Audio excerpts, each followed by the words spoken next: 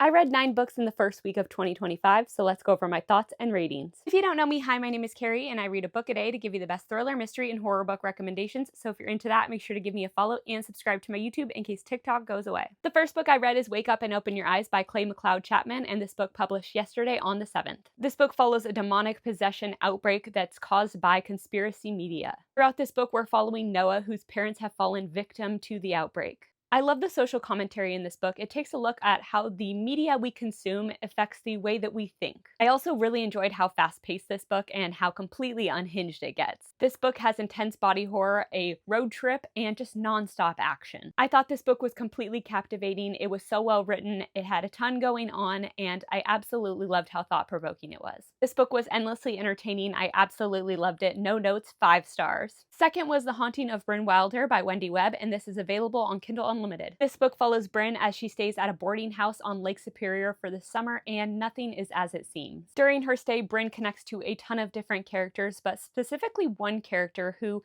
death seems to follow. I really enjoyed the characters in this book. I thought they were really well thought out, and I love how they pulled different things from Brynn and her past. I also really enjoyed how this book uses ghosts as sort of a metaphor for grief. This book was a little bit less ghosts and haunting horror than I expected, and it more focused on grief and finding peace after tragedy. That being said, I really enjoyed this book, and the ending was a bit confusing, but once I figured out what was going on, I really enjoyed it. I rated this book 3.5 stars. Third was The Paris Widow by Kimberly Belle, and this book is available on Kindle Unlimited, and it follows Stella and Adam who are on vacation in Paris when an explosion hits and Adam vanishes. Throughout this book, we're following Stella as she searches for Adam and comes to terms with the fact that she may not know him as well as she thought she did. This book hooked me immediately with the intensity of the situation. I just really felt for Stella. I can't imagine having to search for my partner in an explosion. It really choked me up. Throughout this story, I was trying to rack my brain on what possibly could happen, and while I was right about one little detail, there was so many twists and turns in this book that kept me engaged throughout. Now, I will say this book has a trope that I have expressed several times that I don't really like,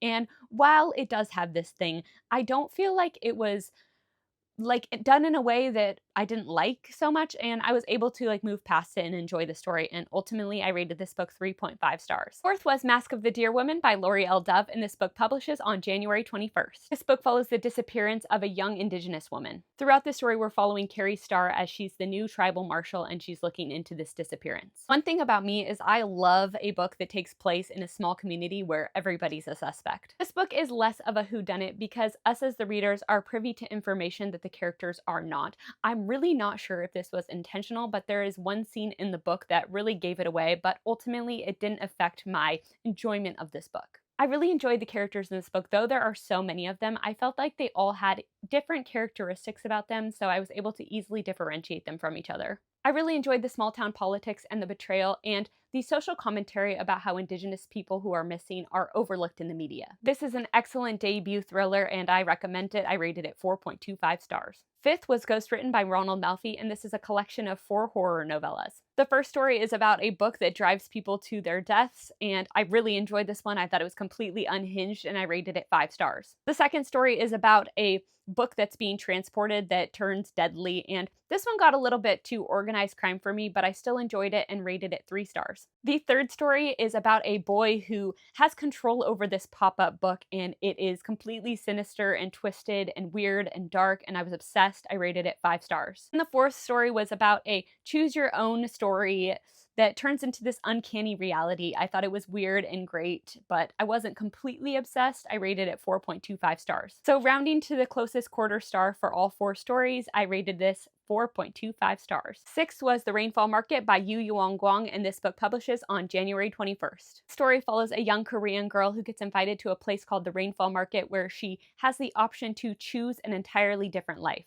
This is a delightful little cute cozy fantasy that focuses on friendship and appreciation. This book read kind of like a Studio Ghibli movie except Korean, so if you liked movies like Spirited Away, I think that you would enjoy this book. While this story is told in a lighthearted and fun kind of way, I think that the message of the overall story really shines through, and I also really enjoyed the characters. I thought they were like true characters. If you're looking for a quick, cozy, little fun read, then I recommend this one. I rated it 3.5 stars. Seventh was The Butcher by Jennifer Hillier, and I read this for Adrienne's book club. This book follows the story of a serial unaliver known as the Beacon Hill Butcher. I really don't think you should know any more than that in terms of synopsis, but the real synopsis kind of gives more details than that, but it all gets laid out like very early on. This is one of those stories where you have all the information in front of you, but the characters do not. So you're watching as they discover what you already know. And it doesn't really take away from the fact that this book isn't twisty, because there are some diabolical things that happened that will keep you completely entertained. I thought this book was incredibly entertaining. I did not want it to end at any point, though I will say this book does rely heavily on some very big coincidences. I honestly didn't care at all because I was just having such a fun time with it. I really have nothing bad to say about this book. I thought it was absolutely incredible. I was thoroughly entertained the entire time. It was completely unhinged. I loved it to bits. I don't know how this is happening, but I rated it 5 stars. Eighth was House of Hunger by Alexis Henderson, and this follows Marion, who grew up in the slums and she's sick of being poor, so she takes a job as a blood maiden to a noble in the north. Now, the book doesn't flat out say that the nobles are vampires, but they are. And Marion starts working for Elizabeth, and she really reminded me of Sophie from Cackle by Rachel Harrison. So if you liked that character, you might enjoy this character as well. Absolutely loved the queer rep in this book, though it was a little bit more sensual than I was expecting.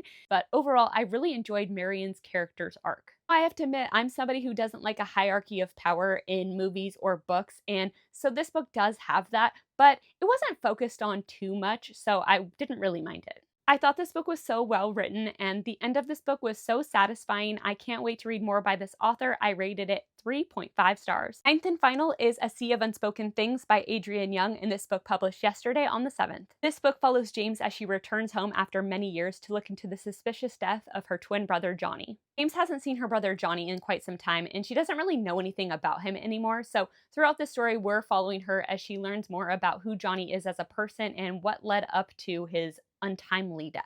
This book is so well thought out, and I was captivated by it immediately. I thought the characters in this small town were so well thought out, and I was able to tell them all apart from each other, and I loved the way their drama just weaved in throughout the story. I thought this book was a perfect blend of character development and plot, and it kept me guessing the entire time. Now, I have to admit that a few parts of this book got a little bit repetitive for me. So, for instance, something would happen for James, and then she would go and tell somebody, and tell another person. And rather than just saying, she told them what happened, it would actually tell us again what happened, even though we had already read it. But honestly, beyond that, I thought this was an excellent read. The ending had my head spinning, and I loved The Unmaking of June Farrow by Adrienne Young so much. It was one of my favorite reads of 2023.